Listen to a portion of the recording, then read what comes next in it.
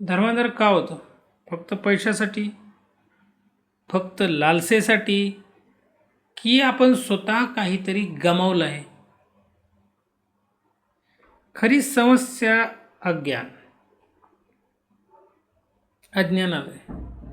सर्वात मोठी समस्या काय आहे? धर्मच माहीत नसतं. लोकांना धर्मच माहीत नाही. लोकांना काय वाटतं? देव म्हणजे धर्म, बरोबर? पूजा म्हणजे धर्म, उपवास म्हणजे धर्म. पण हे सगळं जे आहे ना, हे जे काय आहे हे धर्म नाही आहे, हे परंपरा आहेत. या परंपरा त्या सत्याला समर्पित होणं. सत्य ते परमेश्वराला. धर्म आणि अधर्म दोनच गोष्टी असतात. धर्म हे सत्याच्या केंद्रात असतो, अधर्म हा नेहमी असत्याच्या केंद्रात असतो. तुमच्यामध्ये सत्यनिष्ठा पाहिजे. तुमच्या सत्यासाठी काम करण्यासाठी कर्तव्य करण्याची भूमिका पाहिजे. योग्य कृती म्हणजे धर्मासाठी काम करण्याची क्षमता पाहिजे. हे लक्षात घ्या. आणि फक्त दोनच गोष्टी असतात, धर्म आणि अधर्म. तिसरी गोष्टच नाही. तुमच्यात धर्म जिवंत पाहिजे, हे लक्षात घ्या. करतो, पूजा करतो, पण का करतो? माझी इच्छा पूर्ण व्हावी म्हणून, माझी स्वप्न पूर्ण व्हावं म्हणून, बरोबर की नाही?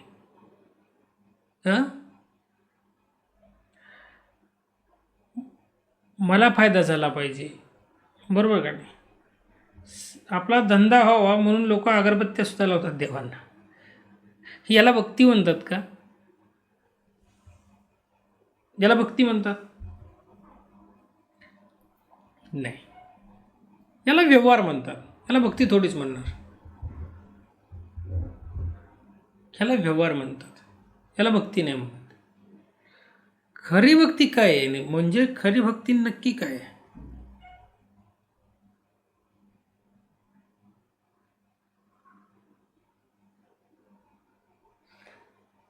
भगवान हनुमान कसे होते?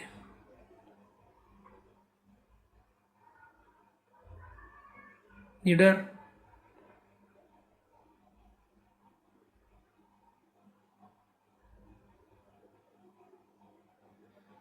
समर्पित,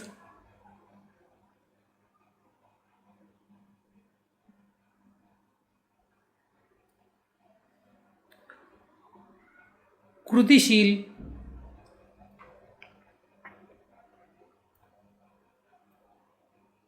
ते फक्त नाव घेत नव्हते, हे लक्षात घ्या.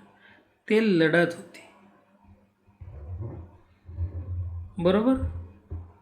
ते लढत होते. मला सांगा, भगवान हनुमान यांना काय हवं होतं का? परमेश्वराकडून काहीच नाही. पण तरीही ते भक्ती करत होते. भक्तीचा अर्थ असतो फक्त करणं, काही मिळवणं नाही. भक्ती ही करण्याची गोष्ट आहे, मिळवण्याची नाही. परमेश्वर खूप महान आहे, त्याला कळतं तुम्हाला काय द्यायचं काय नाही द्यायचं, सर्व त्याला कळतं. तुम्हाला मागायची गरज नाही. पण जेव्हा तुम्ही सत्यासाठी समर्पित होत जाता, सगळ्या गोष्टी तुमच्या मनासारख्या घडत जातात. पण तो सत्य परमेश्वर तुमच्यामध्ये तेवढा जिवंत पाहिजे, भगवान हनुमानासारखा. तुमची जी शक्ती आहे ती विसरलेली आहे, जशी हनुमानाची विसरलेली होती. भगवान हनुमानांना त्यांची शक्ती आठवण करून द्यावी लागली. तुम्हालाही तुमची चेतन शक्ती आठवण करून द्यावी लागते. प्रत्येकात तोच परमेश्वर आहे, तीच शक्ती आहे, तेच अस्तित्व आहे. पण ते जागृत करावं लागेल. आणि जेव्हा ते जागृत होतं तेव्हाच ती शक्ती जागृत होते. त्यामुळं तुम्हाला ती जागृत करावी लागेल. तुमची भक्ती त्यासाठी पाहिजे, ते सत्य जागृत करण्यासाठी, हे लक्षात घ्या.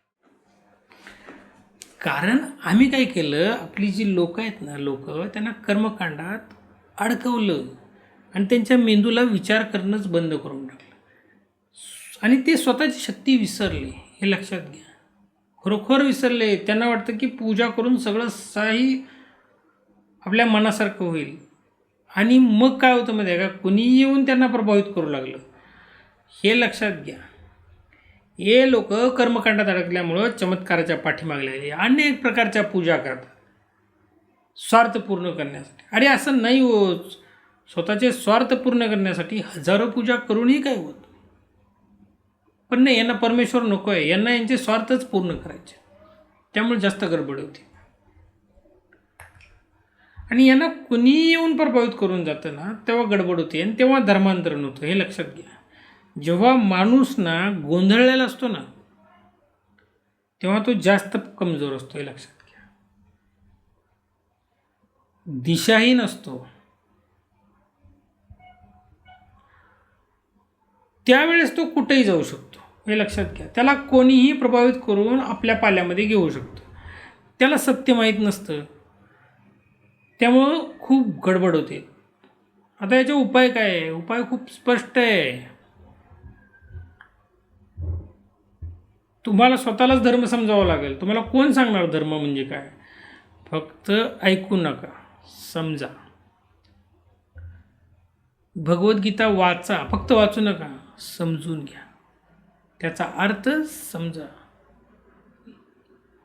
लक्षात घ्या, समजा. स्वतःला मजबूत करा, शक्तिशाली बनवा.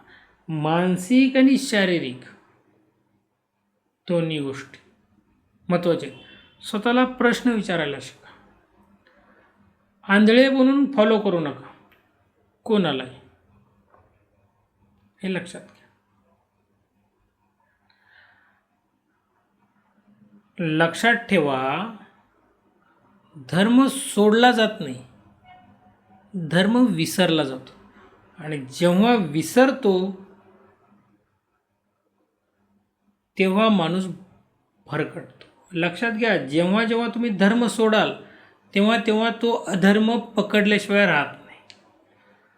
जो स्वतःच्या धर्माला ओळखतो, जो धर्म ओळखतो, त्याला कोणीही बदलू शकत नाही. माणूस सगळं काही करू शकतो, धर्म बदलू शकत नाही. कारण का त्याचा धर्म एकच आहे. आणि जेव्हा जेव्हा तो धर्म सोडतो तेव्हा तो अधर्माला पकडतोच पकडतो. जेव्हा जेव्हा तो त्या सत्य परमेश्वराला सोडतो तेव्हा तेव्हा तो अधर्म पकडतो. तुमची पूजा, तुमची भक्ती ही धर्म जागृत करण्यासाठी, सत्य जागृत करण्यासाठी पाहिजे, अधर्मासाठी नाही. जेव्हा जेव्हा तुमच्या धर्म जागृत होईल तेव्हा तेव्हा तुमच्यासमोर अधर्म उभाच राहणार. पण तुम्ही अधर्मी होऊ नये ही जबाबदारी तुमचीच आहे. तुम्हाला धर्मास्तच राहून धर्माचेच कार्य करावं लागेल.